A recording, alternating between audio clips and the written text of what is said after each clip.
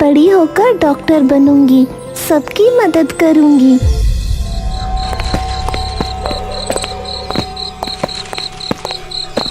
रवीना, मेरी गुड़िया।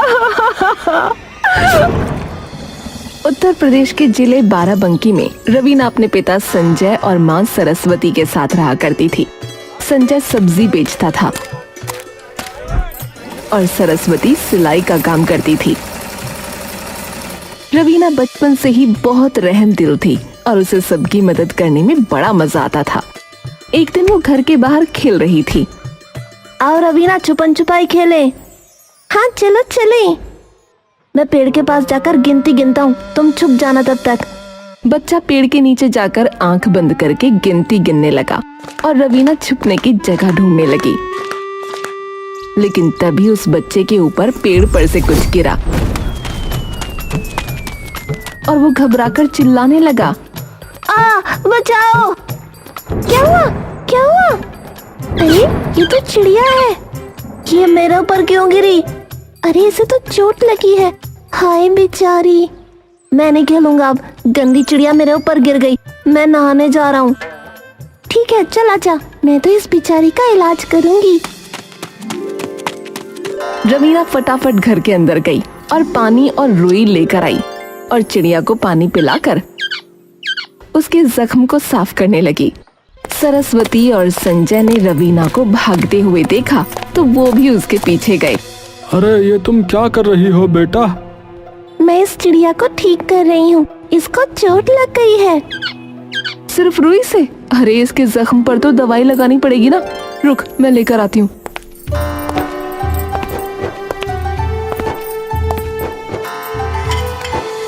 सरस्वती दवाई लेकर आई और फिर उसने रवीना के साथ मिलकर चिड़िया के जख्म पर पट्टी भी बांधी। संजय को ये देखकर बहुत खुशी हुई कि उसकी बेटी इतनी दयालु है। अरे तुम्हें पता है बेटा, तुमने बहुत अच्छा काम किया है। मैं तो बस चिड़िया की मदद कर रही थी। मैं हमेशा सबकी मदद करूंगी। मैं जब बड़ी हो जाऊंगी ना तो डॉक्टर बनूंगी और सबका इलाज करूंगी ताकि कोई भी इस चिड़िया की तरह परेशान ना हो। हाँ बेटा, जरूर। तुम बड़े होकर डॉक्टर जरूर बनना। सबसे पहले मेरा इलाज कराना। हाँ मम्मी। उस रात जब रवीना चिड़िया का इलाज कर रही थी और डॉक्टर बनने का सपना देख रही थी, तभी उसके माँ बाप उसे देखकर गर्व से भर उठे। लेकिन जैसे ही वो मासूम बच्ची खेल खेल में सो गई, माँ बाप की चिंता शुरू हो गई। संजय, हमारी बेटी तो बड़े सपने देख रही है, कह रही है डॉक्टर बनेगी, मगर क्या हम उसके सपनों को पूरा कर पाएंगे? सरस्वती, सपनों का बोझ मत सोच। भगवान बड़ा है, हम गरीब हैं तो क्या। हमारी बेटी की किस्मत बड़ी है, देखना उसका तारा चमकेगा। मुझे डर लगता है कहीं हमारी गरीबी उसके पंख न कतर दे। नहीं, भगवान गवाह है, मेरी बेटी डॉक्टर बनेगी। चाहे मेरी सांसें चली जाएं, पर मैं उसका सपना पूरा करवाऊंगा। हाँ। छोटी सी रवीना धीरे धीरे जवान होती गई। अब वो 18 साल की हो चुकी थी। उसकी आंखों में वही चमक थी डॉक्टर बनने की। इंटरमीडिएट की आखिरी परीक्षा का दिन था। सब बच्चे अपने अपने भविष्य को लेकर सपने बुन रहे थे। परीक्षा खत्म होते ही क्लास में हलचल मच गई। रवीना, एक बात कहूँ? क्या बात है? मैं तुमसे प्यार करता हूँ। क्या तुम मेरी गर्लफ्रेंड बनोगी? ये क्या मजाक है? मैं यहाँ पढ़ने आई हूँ, मोहब्बत करने नहीं। मैंने कसम खाई है कि मैं अपने माँ बाप का नाम रोशन करूंगी। तुम्हें अगर इज्जत करनी है तो मेरे सपनों की करो, बेकार के रिश्तों की नहीं। माफ करना रवीना, तुम सच में अलग हो। मैं तुम्हारा आदर करता हूँ। घर आकर रवीना ने एक घटना अपने माँ बाप को सुनाई। सब मुझे सिर्फ मेरी शक्ल से देखते हैं, कोई मेरी अकल नहीं देखता। सब कहते हैं मैं खूबसूरत हूँ, लेकिन मैं उनसे कहती हूँ मैं समझदार भी हूँ, बुद्धिमान भी हूँ। कोई देखता क्यों नहीं? अरे बेटी, तुम्हारी अकल भी सब देखते हैं, लेकिन क्या करें, खूबसूरती सबसे पहले नजर आती है। मुझे ये बिल्कुल पसंद नहीं। अरे मत नाराज हो मेरी गुड़िया, हम सब जानते हैं कि तू कितनी होशियार है, और जब शादी का वक्त आएगा तो तेरे लिए ऐसा लड़का ढूंढेंगे जो तेरी अकल और तेरे जज्बे से प्यार करे। अच्छा। फिर आया रिजल्ट का दिन। पूरे जिले में शोर था कि रवीना ने 12वीं की परीक्षा में टॉप किया है। घर में मिठाई बंटी, पड़ोसी आए, हर कोई उसकी तारीफ कर रहा था। वाह संजय भाई वाह, है आपकी बेटी तो कमाल की निकली, हमारी तो छाती चौड़ी हो गई भाई, अब तो ये सीधा डॉक्टर बनेगी। हाँ गौरव भैया, यही तो सपना है हमारा। बेटी अब आगे की तैयारी करनी है, तुम मेडिकल कॉलेज जाएगी? माँ पिताजी, मेडिकल की फीस बहुत महंगी होती है, हम कैसे देंगे? रवीना की आंखों में चमक के साथ साथ चिंता भी आ गई, लेकिन उसके माँ बाप ने उसकी चिंता पल भर में मिटा दी। अरे पगली, तू सिर्फ पढ़ाई कर, पैसों की चिंता मत कर, भगवान ने चाहा तो सारा इंतजाम होगा। हाँ पिताजी, मुझे विश्वास है, मैं परीक्षा जरूर पास करूंगी। हाँ बेटी, पूरी ताकत लगा दे, तू ही हमारी उम्मीद है।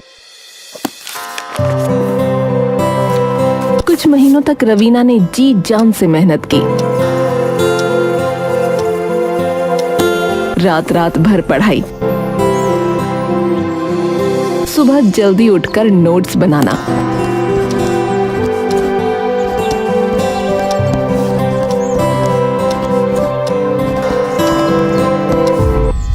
पड़ोसी की प्रिया, उसकी सहेली भी कई बार आकर उसकी मदद करती।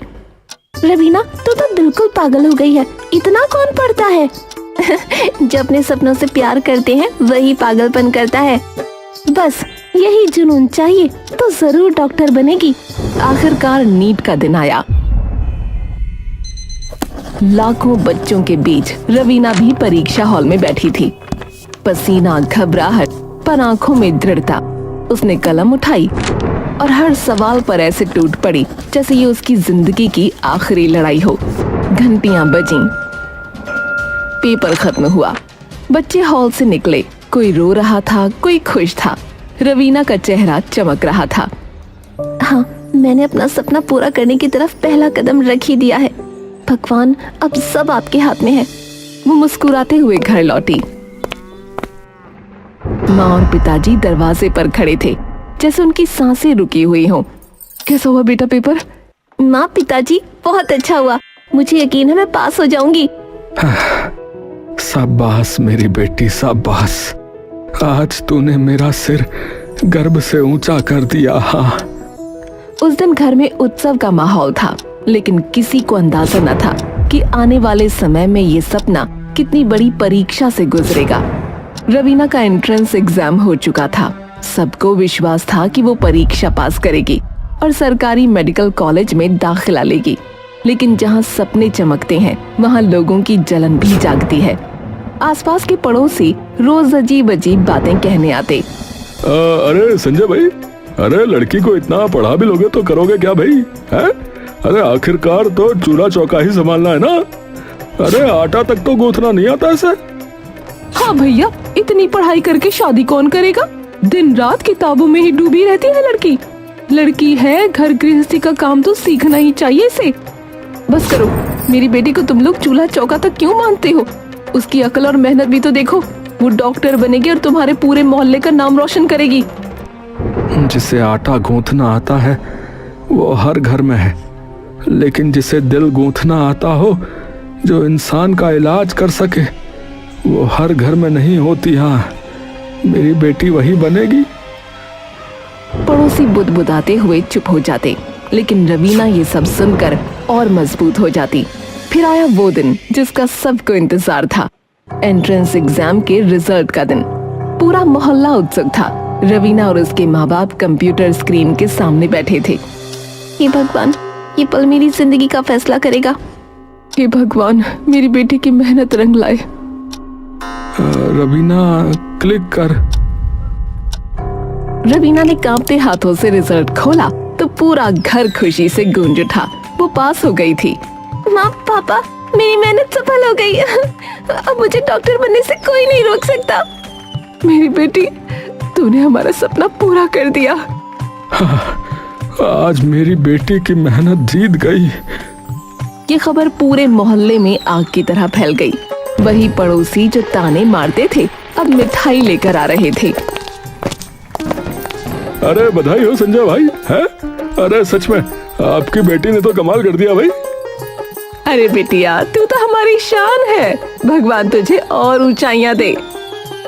धन्यवाद, पर असली इम्तिहान तो अभी शुरू हुआ है। हॉस्टल जाने की तैयारी शुरू हुई। माँ बाप की आंखों में गर्व था, पर कहीं न कहीं उदासी भी थी। बेटी, तू अब हमसे दूर रहने जा रही है। मैं कैसे रहूंगी तेरे बिना? तुझे हॉस्टल में क्यों रहना है? यहीं रहना हमारे साथ। माँ, पढ़ाई के लिए पढ़ाई वाला माहौल जरूरी है, इसलिए मैं हॉस्टल में रहना चाहती हूँ। और ये दूरी सिर्फ शरीर की होगी, दिल की नहीं। आप बस मुझे आशीर्वाद देते रहना। हॉस्टल में पहुंचकर शुरू के कुछ दिन बहुत कठिन थे। नया माहौल, नया खाना। रवीना बीमार पड़ गई। माँ, थोड़ी तबीयत खराब हो गई है। क्या? बेटी अभी घर आ जा, मैं तुझे ऐसे अकेले नहीं छोड़ सकती। नहीं माँ, आप परेशान मत हो, मैं ठीक हो जाऊंगी। मुझे लड़ना है और यही तो मेरी असली परीक्षा है। सरस्वती, इसे कमजोर मत करो। हमारी बेटी मजबूत है, बीमारियां इसे हरा नहीं सकती। हाँ। रवीना कॉलेज में नए माहौल में ढल रही थी। हॉस्टल में उसकी कुछ लड़कियों से दोस्ती हो गई। वो मजाकिया, हंसमुख और थोड़ी इधर उधर की बातें करने वाली थी। लेकिन रवीना हमेशा अपने सपनों की बातें करती, भविष्य में डॉक्टर बनने और अपने माता पिता का नाम रोशन करने की। अरे रवीना, तुम्हारे पास कोई बॉयफ्रेंड है क्या? नहीं, अभी मैं पढ़ाई में ध्यान देना चाहती हूँ। मैं अपने माँ बाप की पसंद से ही शादी करूंगी। कोई ऐसा काम नहीं करूंगी जिससे उन्हें शर्मिंदा होना पड़े। ओहो, कितनी सीरियस हो। थोड़ा मजा भी कर लिया करो यार। मजा तो है, लेकिन मेरा लक्ष्य बड़ा है। मैं डॉक्टर बनूंगी और अपने सपनों को पूरा करूंगी। बस यही बात करती रहो, कभी हंसो भी। हंसना भी जरूरी है, लेकिन सपनों के बिना जीवन अधूरा है। रवीना की सरलता और ईमानदारी के बावजूद उसकी दोस्त उसे मजाक में उड़ाती रहती थीं। लेकिन रवीना कभी पीछे नहीं हटती थी। सब कुछ ठीक चल रहा था, लेकिन तभी एक हफ्ते बाद अचानक रवीना गायब हो गई।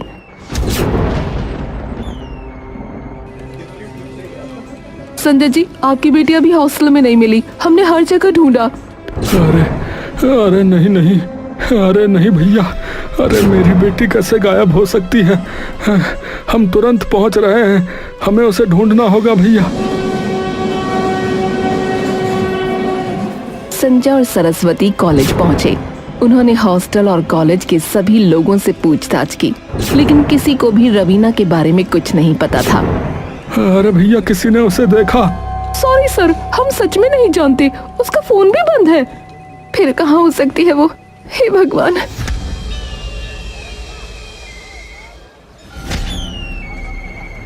पुलिस ने कॉलेज, हॉस्टल और आसपास के सभी इलाकों की तहकीकात शुरू की। 2 दिन की कोशिशों के बाद पुलिस को एक नाले में रवीना की लाश मिली। उसकी लाश की हालत अत्यंत भयानक थी। चेहरा जल चुका था और शरीर पर कई चोटों के निशान थे।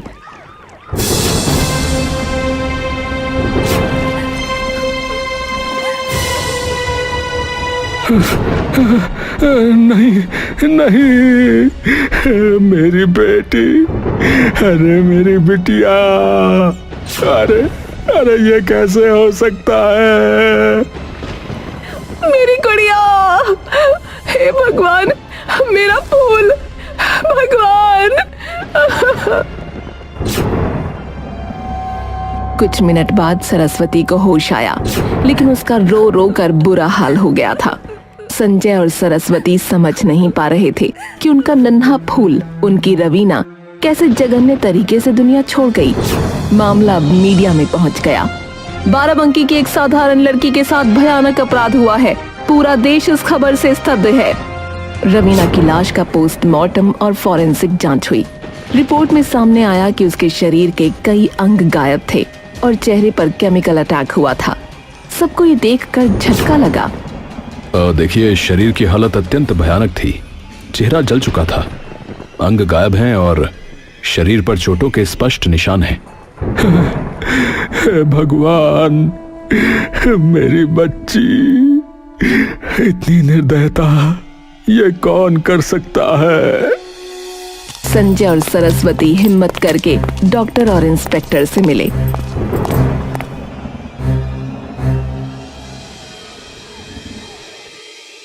अब वो जानना चाहते थे कि उनकी रवीना के साथ आखिर हुआ क्या था।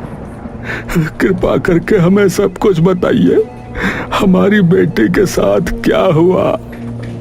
हमें सच बताइए, कोई भी बात मत छुपाइएगा। डॉक्टर और पुलिस इंस्पेक्टर ने गंभीर चेहरों के साथ धीरे धीरे बात शुरू की।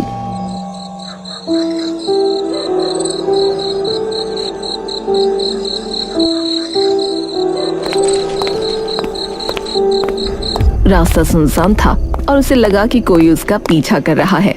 उसने कदम तेज कर दिए। कोई पीछे है, जल्दी करना होगा। तभी अचानक एक कार उसके सामने आकर रुक गई। रवीना ने सोचा शायद ये आदमी मेरी मदद कर सकता है। कोई मेरा पीछा कर रहा है, प्लीज हेल्प मी। लेकिन आदमी ने रवीना का हाथ पकड़ लिया और उसे खींचकर सुनसान इलाके में ले गया।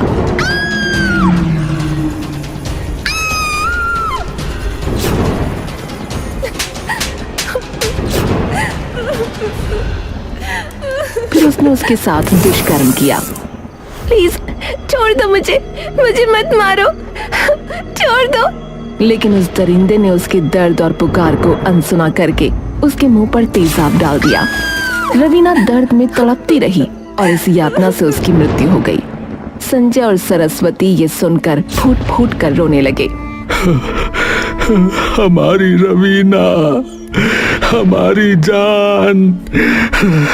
अरे अरे कैसे कोई ऐसा कर सकता है? हाय भगवान, मेरी बेटी, मेरी प्यारी रवीना। वो कुछ देर तक बस रोते रहे, फिर जैसे तैसे अपने आप को संभाला और पुलिस से पूछा, कौन है वो? किसने किया ये? देखिए जी, हमारी जांच में ये पता चला है कि आपकी बेटी को उसी लड़के ने पहले प्रपोज किया था, लेकिन उसने मना कर दिया था। यही बात उस पर बुरी तरह चढ़ गई और उसने ये काम कर डाला। अगर आपको सब कुछ पता है तो अब तक उस लड़के को गिरफ्तार क्यों नहीं किया गया? देखिए जी, एक तो पोस्टमार्टम रिपोर्ट में आया है कि आपकी बेटी ने जहर पिया है जिससे उसकी मौत हुई है, और उसके बाद किसी जंगली जानवर ने उसे नोचा है। मेरी बेटी जहर पी ही नहीं सकती। उसने तो अपना भविष्य दूसरों को जिंदगी देने के लिए बनाना था। आपके पास सारे सबूत हैं, लेकिन आपके मुंह में पैसे भर दिए गए हैं। सब कुछ पुलिस की लापरवाही से हुआ है। सब मिले हुए हैं, सबके सब। ये नेता बस वोट के वक्त हम गरीबों के पास पहुंचते हैं, उसके बाद सत्ता के नशे में चूर होकर हमारी एक नहीं सुनते। मेरी रवीना का भला क्या कसूर था? अरे आप लोग जाइए यहाँ से, चलिए। उल्टा हम पर इल्जाम लगा रहे हैं। उस समय पुलिस ने रवीना की डेड बॉडी उन्हें सौंप दी, लेकिन संजय और सरस्वती ने बॉडी लेने के बावजूद अंतिम संस्कार करने से मना कर दिया। हम अपनी बेटी का अंतिम संस्कार तब तक नहीं करेंगे जब तक उसे न्याय नहीं मिलता।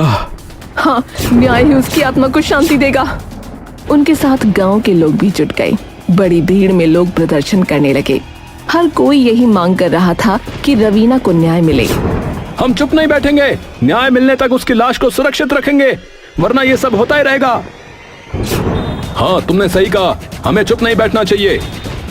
हाँ सही कहा भैया, अपनी आवाज उठा कर रहेंगे। लेकिन जैसा हमेशा होता आया है, न्याय की राह लंबी और कठिन थी। दोषी अभी भी सुरक्षित थे। कई लोग दबाव डाल रहे थे। हमारी बेटी की आत्मा अब भी न्याय के लिए रो रही है। हाँ, पर हमें लड़ना होगा। उसकी याद और उसका सपना हमारे साथ है। अभी भी संजय और सरस्वती वहीं बैठे हैं। उनकी आंखों में आंसू, दिल में दर्द और उम्मीद में जज्बा। उनके जैसे कितने माता पिता न्याय की प्रतीक्षा में हैं। रवीना, मेरी बच्ची, हम तुम्हें न्याय दिलाए बिना नहीं उठेंगे। रवीना की कहानी सिर्फ एक बेटी की हत्या की कहानी नहीं है। ये हर उस माता पिता की कहानी है जिसने अपनी संतान को खोया। ये कहानी न्याय, हिम्मत और उम्मीद की है। रवीना का नाम और उसकी याद हमेशा जीवित रहेगी। गांव वाले, माता पिता और समाज सभी उसके लिए खड़े हैं। उसकी मृत्यु ने केवल दर्द नहीं दिया, बल्कि ये संदेश भी दिया बेटियों की सुरक्षा और सम्मान के लिए लड़ना हमारी जिम्मेदारी है। आज भले ही सत्ता और गरीबी के कारण एक परिवार ने अपनी फूलों सी बेटी का संस्कार कर दिया हो, लेकिन हम सभी को मिलकर इस खराब व्यवस्था और ऐसे जालिम अपराधियों के खिलाफ खड़े होना होगा। तभी हमारा कल सुरक्षित होगा।